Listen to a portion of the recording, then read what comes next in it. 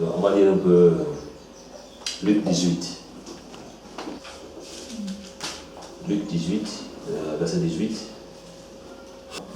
Il dit, je lis les Écritures, il dit, et un chef interrogea Yeshua et dit, bon docteur, que dois-je faire pour hériter la vie éternelle? Mais Yeshua lui dit, pourquoi m'appelles-tu bon?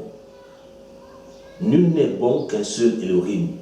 Tu connais les commandements, tu ne commettras pas d'adultère, tu n'assassineras pas, tu ne voleras pas, tu ne diras pas de faux témoignages, honore ton père et ta mère. Et il dit, j'ai observé toutes ces choses dès ma jeunesse. Verset 22, et Yeshua ayant entendu cela lui dit, il te manque encore une chose, vends tout ce que tu as et distribue-le aux pauvres, et tu auras un trésor dans les cieux, viens et suis-moi. C'est vrai. Ici, quand tu regardes bien le Seigneur, quand tu vois bien, tu comprends que, en fait, le cœur du Seigneur est tellement porté vers les pauvres. Voilà pourquoi, quand vous regardez bien dans la parole du Seigneur, les hommes de réveil que le Seigneur a puissamment utilisés, c'était des personnes qui avaient le cœur vers les pauvres. Et quand on voit un peu les pauvres, on peut voir ça dans plusieurs. Il peut y avoir des pauvres dans l'esprit, aussi des pauvres de manière physique. Les pauvres dans l'esprit, ce sont des personnes qui ont besoin de l'évangile, tu vois, pour nous accorder la richesse spirituelle. Et des pauvres aussi, physiquement. Ce sont des gens qui ont un manque, qui n'ont pas de quoi, par exemple, se vêtir, qui n'ont pas de quoi se nourrir, qui n'ont pas de quoi se loger. Ce sont des gens rejetés par la société, mais dont le Père, Yeshua, a un profond regard. Vous voyez? Et la même chose aussi, on va revenir dans cela, on va prendre Galates. C'est ce que je partageais sur le frère hier, Galates 2.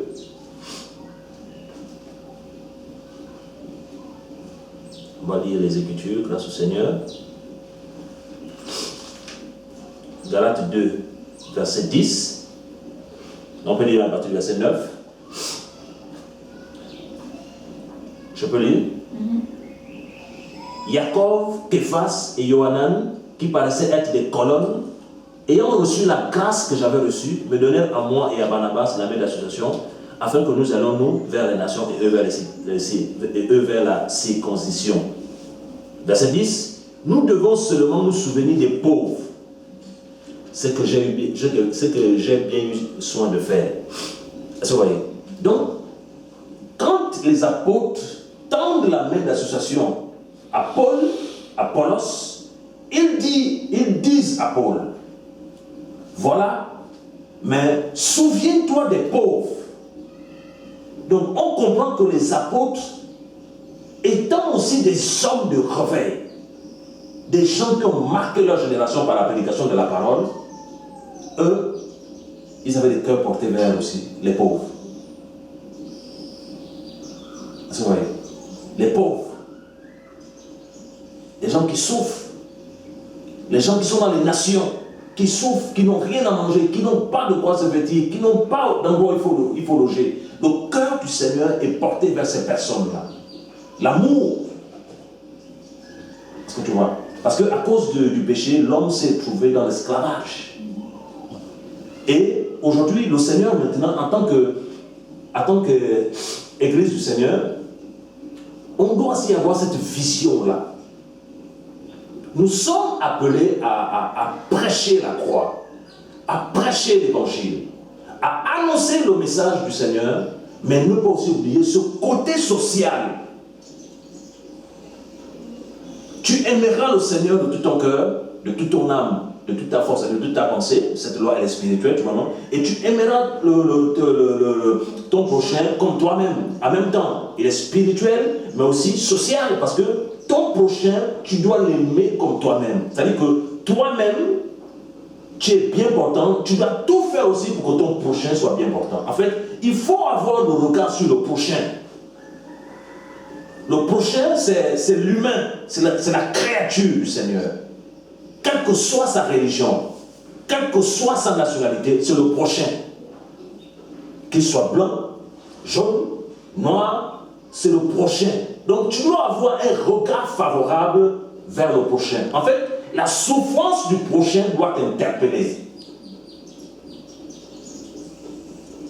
La misère du prochain doit t'interpeller. Voilà pourquoi le Seigneur peut utiliser des hommes de réveil, mais il leur donne toujours son cœur.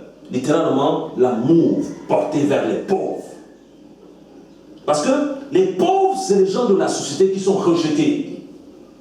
Parce que ceux qui frappent les regards, ce sont les riches. Non pas que non, le Seigneur n'est pas aussi venu sauver les riches, parce que la parole du Seigneur, c'est pour tous les humains. Tu vois, mais les pauvres qui sont rejetés, le Seigneur a un regard favorable vers eux. Est-ce que vous voyez? Et c'est ce qu'il dit ici.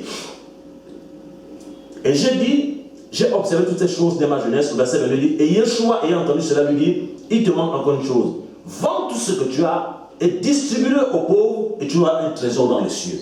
La conséquence, c'est que à chaque fois que tu finances ou que tu aides les pauvres, tu as un trésor au ciel. Donc on voit que on voit là que dans la profondeur, ça marque le cœur du Seigneur. Parce qu'il te fait comprendre que à chaque fois que tu poses les actes sur les pauvres, il y a quelque chose qui se passe au ciel. Vous avez vu? Donc à chaque fois que tu vois une femme veuve, tu l'assistes. À chaque fois que tu vois un orphelin dans le secret, tu l'assistes. À chaque fois que tu vois ton frère qui est dans le besoin, tu l'assistes. Il y a quelque chose qui se passe dans le ciel. Parce que le cœur du Seigneur est touché. Tu vois. Et il dit, vends tout ce que tu as, distribue-le aux pauvres, et tu auras un trésor dans les cieux.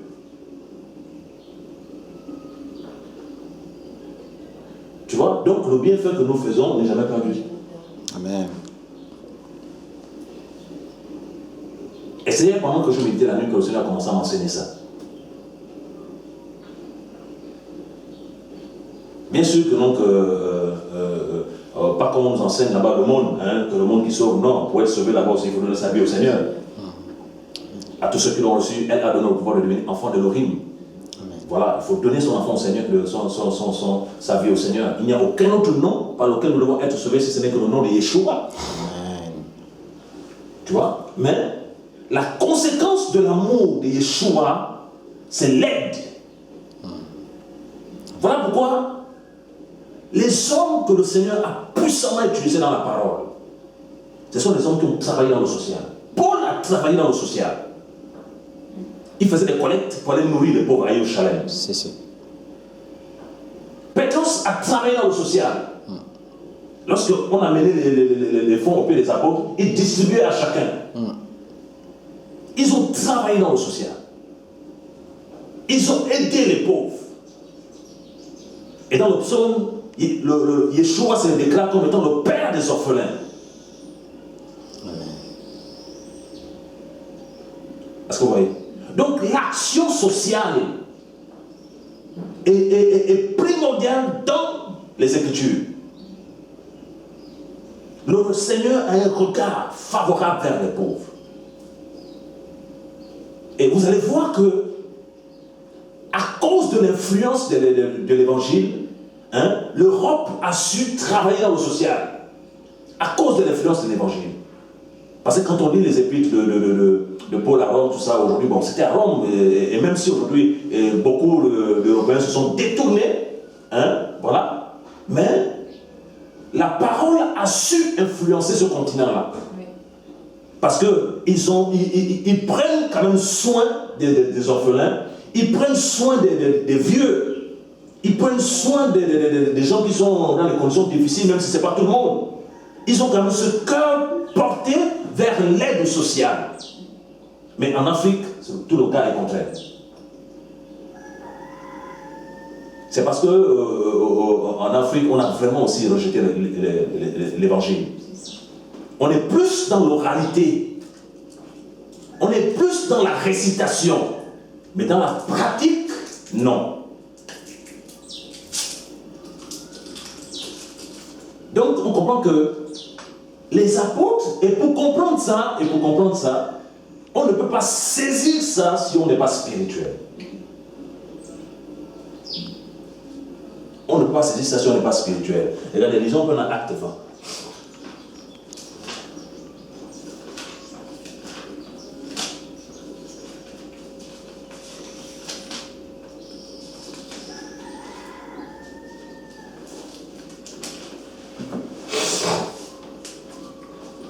Acte 20,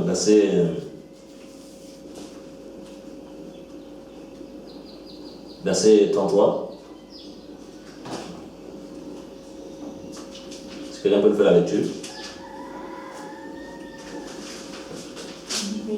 D'accord. Je n'ai désiré ni l'argent, ni l'or, ni les vêtements de personne. Et vous savez vous-même que ces mains ont pourvu à mes besoins et à ceux des personnes qui étaient avec moi.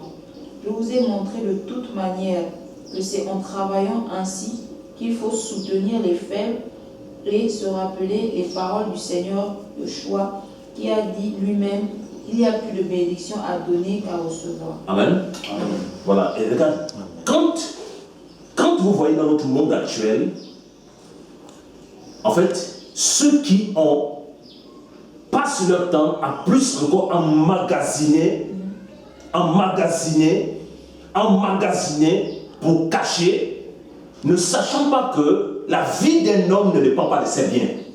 Parce que quelqu'un peut avoir les moyens, s'il meurt aujourd'hui, tout ça reste. Parce que nous devons comprendre que l'argent, le billet, c'est le papier, l'euro, c'est le papier, le dirham, c'est le papier, le franc CFA, c'est le papier. Est-ce que vous voyez, non? Ça va rester. La maison, c'est le sable, la voiture, c'est la tôle, donc tout ça, c'est éphémère. Mais ici, Paul reçoit quelque chose de profond de la part du Seigneur. Il dit, Yeshua lui-même, il a dit qu'il faut travailler pour soutenir les faibles. Donc les pauvres, c'est les faibles. Tu vois? Parce qu'ils n'ont pas la capacité de se nourrir. Ils n'ont pas la capacité de se loger. Les orphelins, c'est des faibles. Ils n'ont pas la capacité de se prendre en charge parce qu'ils n'ont pas de parents. Tu vois? Et il dit que le Seigneur l'a enseigné qu'il y a plus de bénédictions à donner qu'à recevoir. Donc Paul avait compris que en s'occupant des pauvres, des frères et sœurs qui n'ont rien, ou dans les nations, ceux qui sont dans le besoin, en fait, il avait un trésor dans les cieux. En fait, aux yeux du monde, tu parais pauvre, misérable, mais aux yeux du Seigneur, tu es valeureux.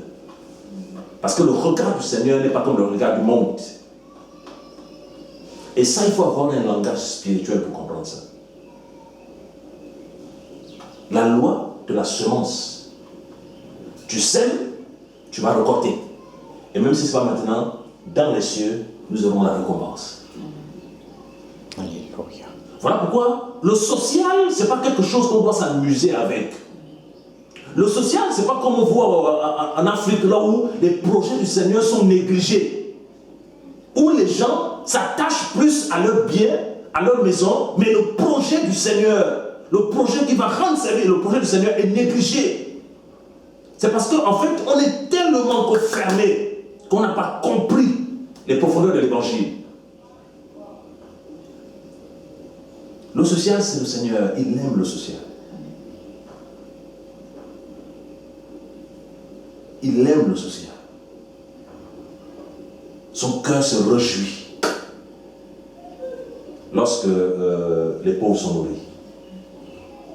Et quand ces pauvres sont nourris, comme il dit dans Matthieu, de ta main gauche, ne sache pas si ta main droite le fait. Quand ces pauvres sont nourris, il ne faut pas les crier que non, que voilà, on a fait non. Même des fois, quand on montre les images, c'est juste pour montrer les images comme ça, mais on le fait dans le secret. Et la Bible dit, et ton Père qui te voit dans le secret. Littéralement, tout le bien que tu fais dans le secret, les gens ne savent pas que Yeshua voit. On a vu dans Acte 10, non? Lorsque on parlait de Corneille, on dit que non, que tes prières et tes aumônes, l'ange disait tes prières et tes aumônes sont montées. Alléluia. Donc les dons qu'il faisait, le Seigneur voyait. les dons qu'il faisait, le Seigneur voyait. C'est-à-dire qu'il n'est pas indifférent au sacrifice que nous faisons pour les sans-abri et les démunis. Amen. Et si vous voyez que, donc, la majorité des services que le Seigneur a suscités n'ont pas de puissance et de force, c'est parce que les gens ont négligé ce côté social. Parce que la véritable autorité s'assoit dans l'amour. Regardez toute l'onction qu'avait le Mashiach. Il passait son temps à demander est-ce qu'ils ont mangé. Il faisait à manger le social, le cœur du Seigneur.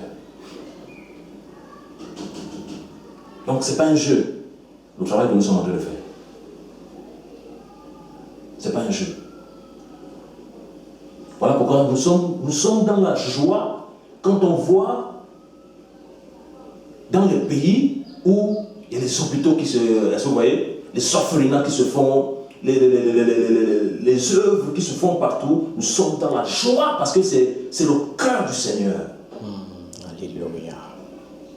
Et toutes ces personnes-là, dans le secret, qui passent leur temps, qui se sacrifient à aller travailler pour financer l'œuvre sociale, ce qu'ils font là, ce serait pas en vain. Amen. Parce que même si eux ils partent, mais leur génération en bénéficieront. Amen. Leur génération en bénéficieront. Leur génération en bénéficieront. Et c'est ce qu'il dit dans le psaume que je n'ai pas vu un juste abandonné, ni sa postérité mendiant du pain. Parce que la postérité du juste bénéficiera des actes que le juste a posés. Vous voyez que c'est plus profond, non? Oui.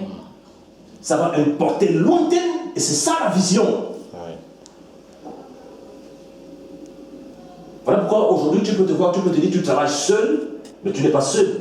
Tu crées des sillons pour les générations futures. Et ça, il faut accepter de payer le prix. Ça. Alléluia. Parce que l'Afrique a besoin qu'on comprenne que notre continent a besoin du social. Notre continent a besoin des chrétiens qui vont se lever pour bâtir des structures d'accueil. Et le Seigneur va bénir abondamment. Parce que son cœur est porté vers les pauvres. En Amérique latine, dans les continents qui souffrent, le Seigneur, ils ont besoin de structures. Parce que notre champ, ce n'est pas une nation, notre champ c'est le royaume. Le royaume, c'est les nations. Les gens souffrent en Philippines, en Madagascar, dans les lieux reculés, les gens ont besoin d'aide. Et il faut que les enfants du Seigneur sachent qu'on a le mandat d'aller aider les gens. Voilà pourquoi ce travail-là qu'on est en train de faire là, grâce au Seigneur, il ne faut pas négliger cela. Il ne faut pas négliger cela, c'est un travail générationnel. Et c'est qu'on sait. Aller donner à manger à quelqu'un, et cette personne de remercier le Seigneur, c'est une grâce. Aller aider quelqu'un, et cette personne de remercier le Seigneur est une grâce. Voilà pourquoi le temps n'est plus où on doit s'enfermer dans les quatre murs. Le temps n'est plus où on doit s'enfermer dans les quatre murs pour discuter les postes, discuter les bagarres, discuter non. Le temps maintenant on doit avoir la vision plus large. Le royaume des cieux.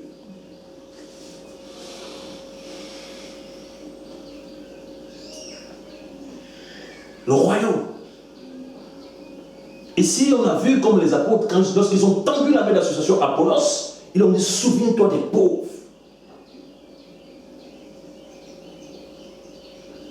Et dans l'épître de Yohanan, là où il parle, il dit que non, que l'amour c'est en action et en vérité. Donc l'amour c'est par les actes qu'on pose aussi.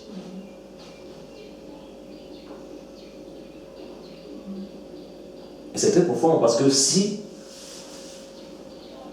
le Seigneur arrive à toucher nos cœurs, qu'on comprenne c'est quoi le social, mais il y aurait comme un envol.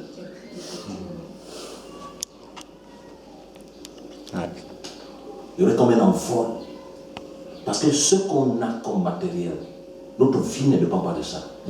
Notre vie ne dépend pas de ce qu'on a en compte bancaire. Oui. C'est pas mauvais l'épargne. La Bible parle de l'épargne à l'excès. Parce que c'est que tu épargnes à l'excès, sache qu'il y a des familles qui ont besoin de ça. Oui. Amen. Sache qu'il y a des missionnaires qui ont besoin de ça. Sache qu'il y a des structures du Seigneur qui sont en train d'être mises en place qui ont besoin de ça. Oui.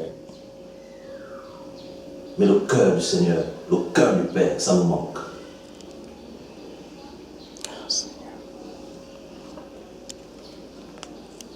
Voilà pourquoi c'est une grosse responsabilité faire le Seigneur. Et quand on le fait surtout en Afrique, c'est créer le sillon. Parce qu'on ne comprend pas encore le social en Afrique. Aimer son prochain comme soi-même, on ne comprend pas ça. Et le Seigneur pouvait dire dans le livre de Johanna 13 que le monde entier saura que vous êtes mes disciples. Vous savez quoi? L'amour les uns pour les autres. L'amour les uns pour les autres. Si tu aimes ton prochain, tu vas vouloir qu'il soit à l'aise comme toi. Si tu aimes ton prochain, tu vas vouloir que ce que tu manges, ton prochain mange. C'est vrai qu'on ne peut pas éradiquer la pauvreté dans le monde, mais on a la responsabilité de subvenir aux besoins du prochain. Et voilà pourquoi dans le livre de Lucas, Yohanan le Baptiste pouvait dire que non, que celui qui a 2 tuniques donne à celui qui n'en a pas. Amen. Amen. Est-ce qu'on peut prier pour